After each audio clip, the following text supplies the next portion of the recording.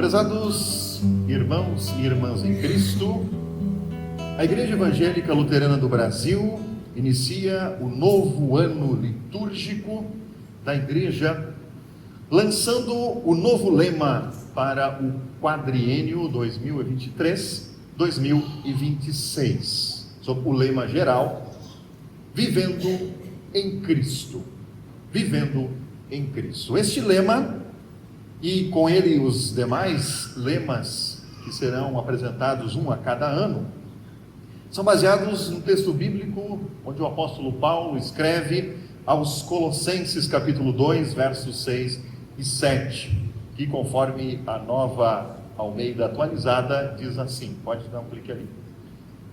Portanto, assim como vocês receberam Cristo Jesus o Senhor, continuem a viver nele, estando enraizados e edificados nele, e confirmados na fé, como foi ensinado a vocês, crescendo em ações de graças. Duas palavras são destacadas para o lema do quadriênio, o verbo viver e o nome próprio Cristo, vivendo em Cristo. O lema que estará em nossos cartazes, né? Vocês podem observar ali, já estamos com o nosso novo cartaz. Esse lema, Vivendo em Cristo, aparecerá pelos próximos 4 anos em nossos cartazes, mas junto com ele, o lema de cada ano também estará presente. Desses versículos que nós vimos aqui de Colossenses, também foram tirados esses lemas que serão lemas específicos de cada ano. E para o ano que hoje começa, né, o novo ano litúrgico da igreja, já focando em 2023, o lema é enraizados e edificados em Cristo, baseado justamente também nesse mesmo versículo. Nós já falamos sobre isso na nossa última rodada de estudos bíblicos, né? Nos grupos. Enraizados lembra justamente o quê? Raiz.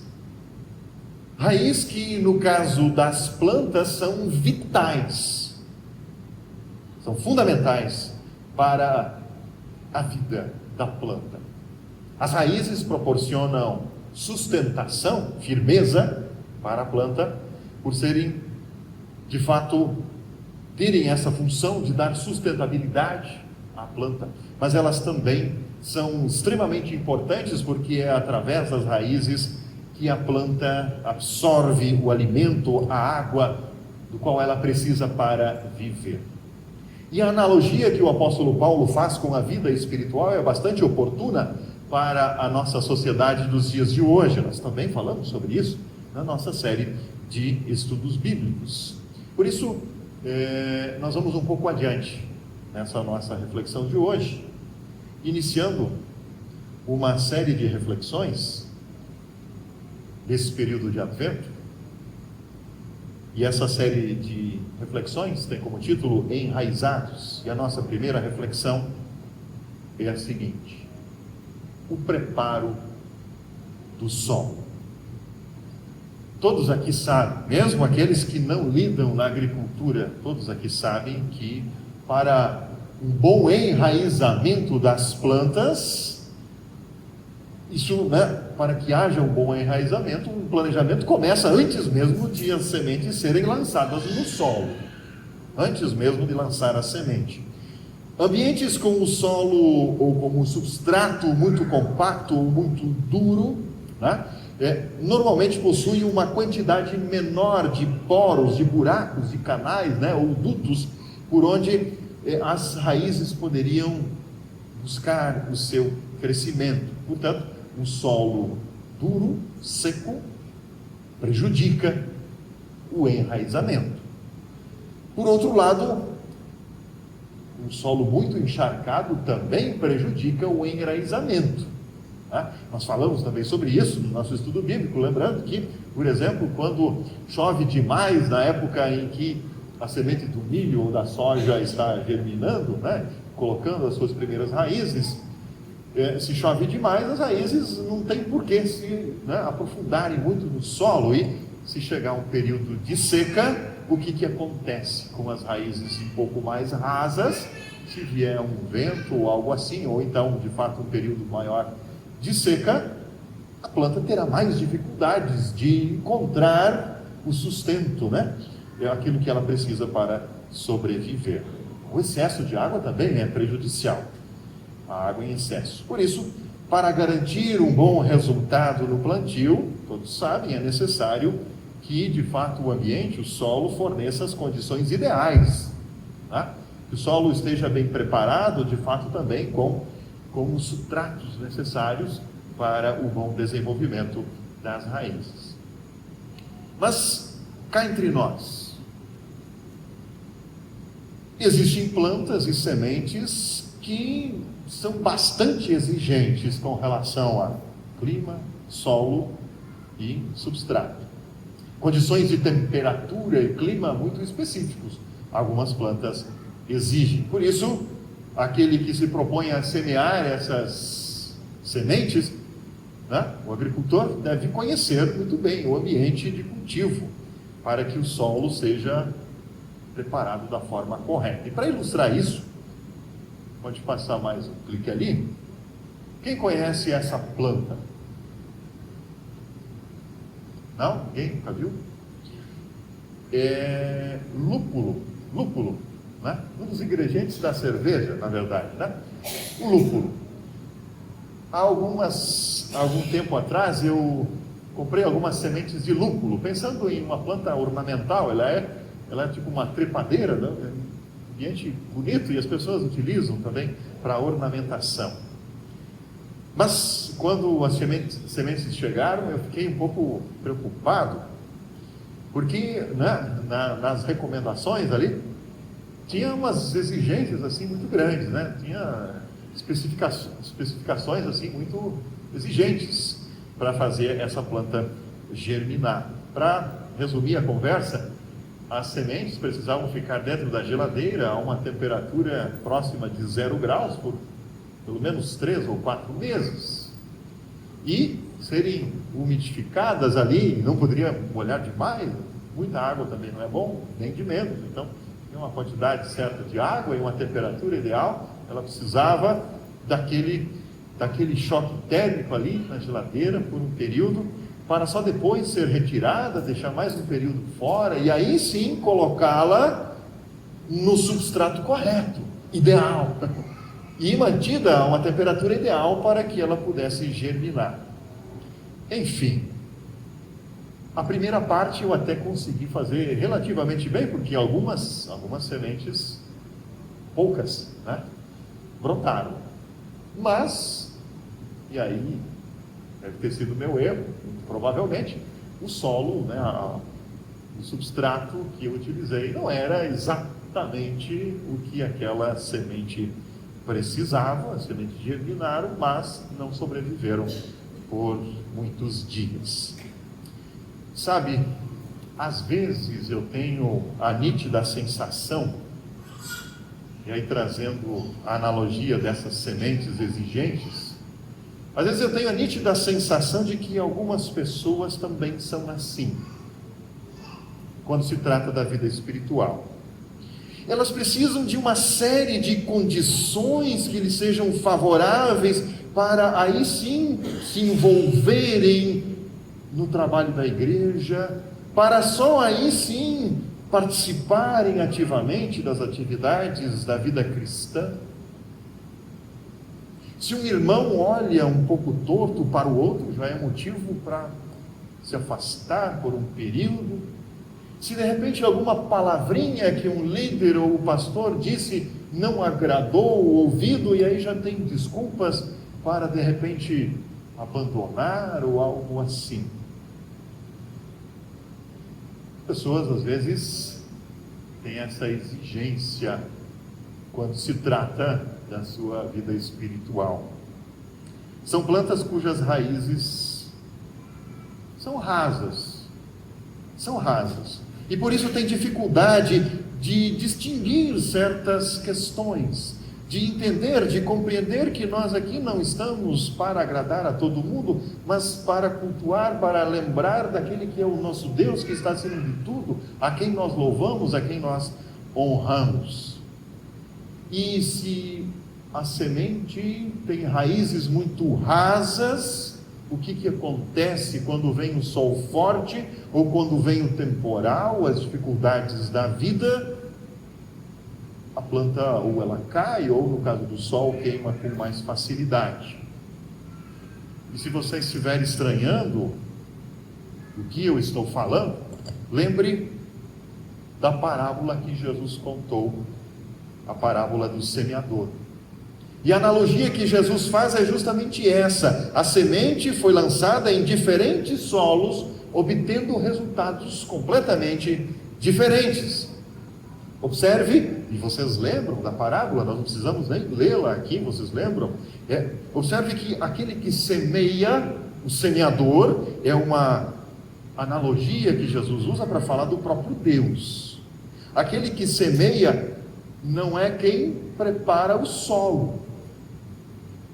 Espiritualmente falando, aquele que semeia é Deus, é o Espírito Santo. O preparo do solo, ou então o preparo do coração, o solo onde Deus semeia, e isso fica muito claro na explicação que Jesus dá dessa parábola. O solo é o coração humano. O preparo do solo, o preparo do coração, portanto, não é uma prerrogativa exclusiva de Deus. Ela faz parte da liberdade de cada um, faz parte da responsabilidade de cada um em cuidar, em cultivar, em preparar bem este solo. Deus não ara a terra, ou então, como se diz, Ele não rasga o solo do nosso coração à força, Ele não impõe a sua vontade, Ele não obriga ninguém a crer, Ele não obriga ninguém a isso, a menos que a gente permita que a sementinha da fé brote, cresça, desenvolva, seja uma planta saudável e, por fim, produza bons frutos. Deus também não força você a buscar diariamente os nutrientes que você precisa para manter a sua vida espiritual saudável. Deus também não te obriga a isso. Eles estão aí à disposição. A igreja os oferece diariamente.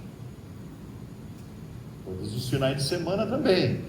Você tem a possibilidade de se aprofundar no ensino da palavra de Deus, pelo estudo da Escritura, pelos devocionários que estão aí à disposição, pelo programa de rádio, no celular. É tão fácil, nós temos à disposição cada dia os nutrientes que um a um vão sendo colocados para que a nossa vida espiritual, para que o solo do nosso coração esteja sempre bem preparado e bem nutrido, para que a fé permaneça, cresça e esteja sempre mais forte. É responsabilidade sua de buscar esses nutrientes. Eles estão à sua disposição. Tem uma palavrinha em grego que aparece na Bíblia, pode passar ali, é a palavrinha dinamis, que é traduzida por poder ou força.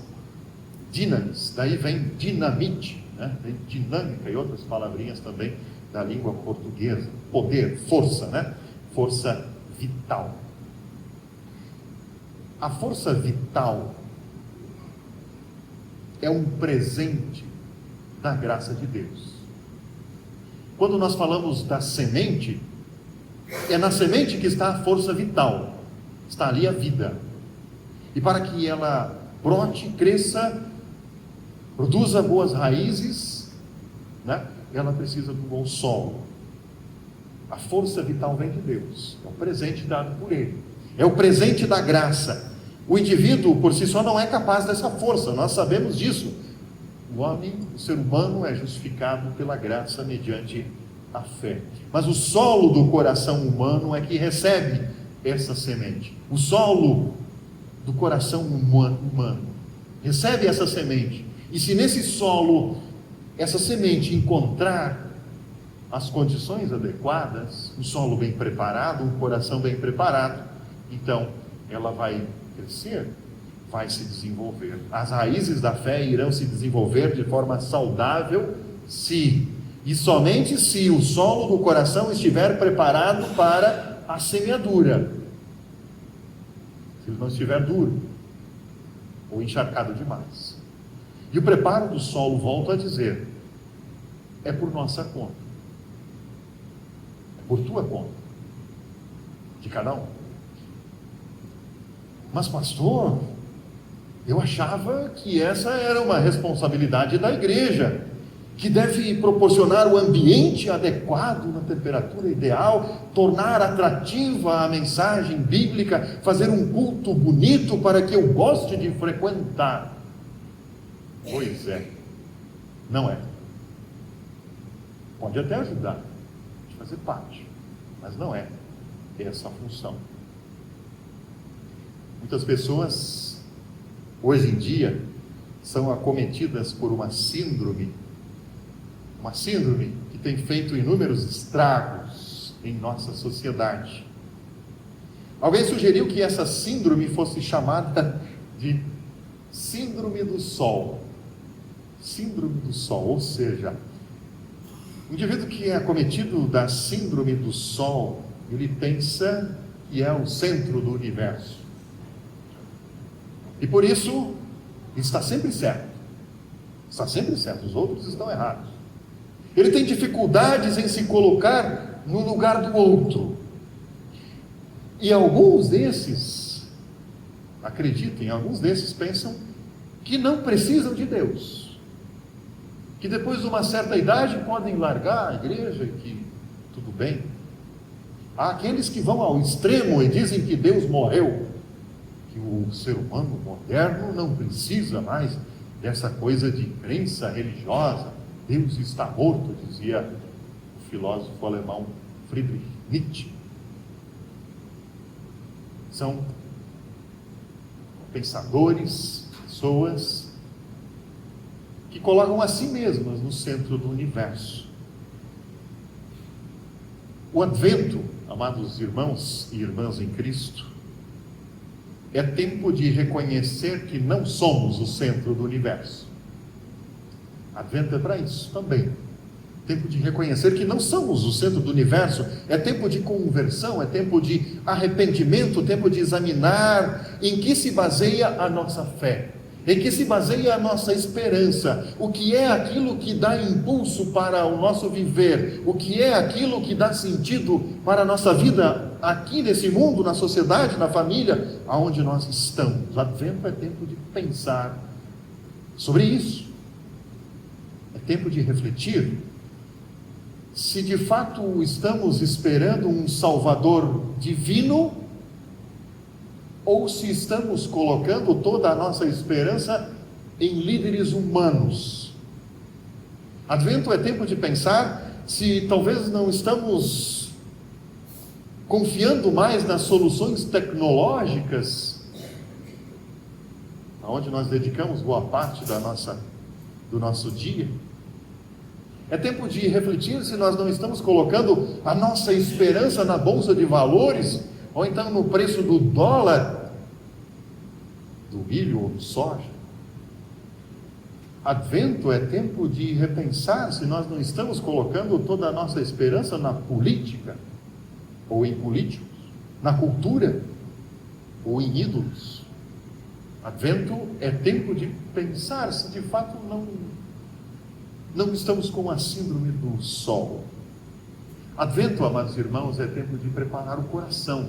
Preparar o coração, preparar o solo com o verdadeiro arrependimento, com a verdadeira contrição, como João Batista foi enviado para anunciar. E ele foi enviado para preparar o caminho para o Senhor passar, como profetizou um dos profetas no Antigo Testamento. E o que João Batista pregava para que as pessoas estivessem preparadas, para que o solo dos seus corações estivesse preparado para receber o Salvador que vem?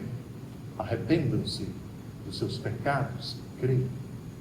Arrependimento, contrição. Advento é tempo de tomar uma decisão. Tomar uma decisão e, de fato, como recomendou, pode passar ali, o apóstolo Paulo, ter o mesmo modo de pensar que Cristo Jesus, pois ele mesmo, existindo na forma de Deus, não considerou o ser igual a Deus algo que deveria ser retido a qualquer custo. Observem aqui, Jesus é mais do que o sol. Ele existe em forma de Deus e não julgou como usurpação, não considerou o ser igual a Deus como algo que deveria ser retido a qualquer custo. Pelo contrário, ele se esvaziou, assumindo a forma de servo. Isso, no mínimo, deve nos fazer olhar para dentro, né, de nós mesmos e perceber que temos sim muitas coisas, muitas atitudes, muitos pensamentos que precisam mudar. Advento é tempo de conversão, é tempo de arrependimento. A letra da música Prepare o Coração, do grupo Símbolos, que vocês ouviram no comecinho do culto, diz assim: o sol já vem raiando, um novo dia vem, trazendo a alegria e a esperança também, conforme a profecia, a promessa de meu Deus. Ó, vem em humildade, Ele quer nos salvar. Jesus em majestade virá do eterno Pai. A Ele, o Rei menino, ó, vinde, exultai. Natal já vem chegando, prepare o coração. Jesus vai vir ao mundo e estende o perdão. Natal já vem chegando, prepare o coração. Jesus vai vir ao mundo e estende o perdão. Você já preparou a sua casa para o Natal? Quem já? Poucos? Então eu vou mudar a pergunta um pouco. Por favor, não se sintam ofendidos. Não vai ter esse problema não. Vou perguntar diferente. Você já tirou aquele plástico todo empoeirado de cima da árvore, que ficou montada desde o Natal passado, escondida na despensa da sua casa? Já? Talvez alguém esteja pensando, mas eu não vou enfeitar minha casa, eu não tenho tempo. Que pena, que pena. Enfeitar a casa também faz parte do preparo para o Natal. Lógico, os símbolos do Natal estão aí, desde que sejam lembrados, o sentido, né, a que eles apontam, as cores. Eu me recordo muito bem, no meu tempo de criança, que, né, não faz tanto tempo assim, né, não sou tão velho assim ainda. No meu tempo de criança, arrumávamos a árvore de Natal. Naquela época ainda podia, né, a gente cortar uma árvore e colocar dentro da igreja, né? Hoje já não pode, às vezes não permitem, mesmo em casa, né? Papai cortava um galho de um pinheiro, ou então, né, usavam uma árvore mesmo.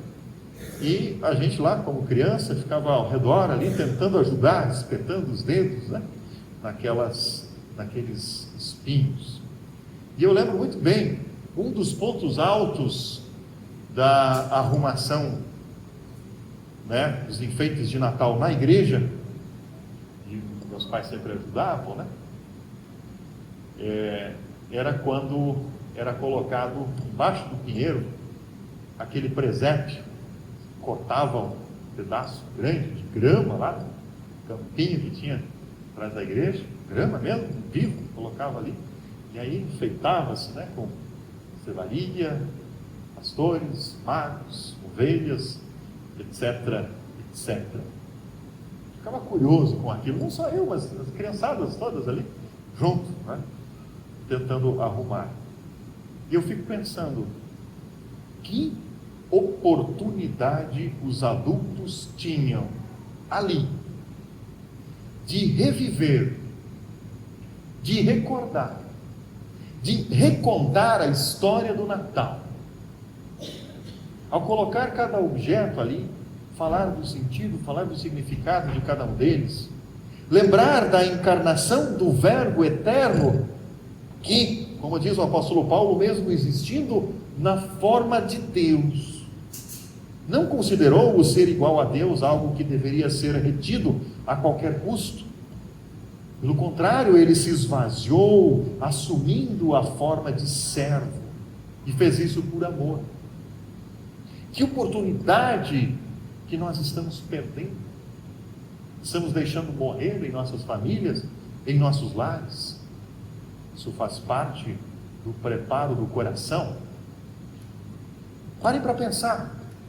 Quando vocês vivenciavam, não só isso, mas outros momentos, em família ou na igreja, situações assim, era o solo do seu coração que estava sendo preparado. O solo do coração dos filhos de vocês que está sendo preparado, ou não. Através de pequenos gestos, de pequenas atitudes, de pequenas explicações, que não precisam ser explicações teológicas, mas ali em família, vivendo essa expectativa do Natal, revivendo, recontando. Na sua casa, como estão os preparativos para receber o Rei bendito que vem em nome do Senhor? Em seu coração, o solo está preparado em verdadeiro arrependimento e desejo de lutar contra o pecado, de mudar a vida? Em seu coração, a semente da fé encontra condições adequadas para enraizar em verdadeira humildade e esperança? Advento é tempo de preparar o coração. Por isso, um último conselho, e aí eu concluo: troque a velha árvore artificial que está tampada com aquele plástico empoeirado, escondida o ano inteiro na despensa. Troque, mas troque por um solo bem preparado, solo do coração, onde a sementinha da fé encontre condições de enraizar, de crescer, de formar uma planta viçosa, que por fim redunde sempre em bons frutos. Pense nisso e tenha um feliz e abençoado período de Advento. Amém. Natal já vem chegando.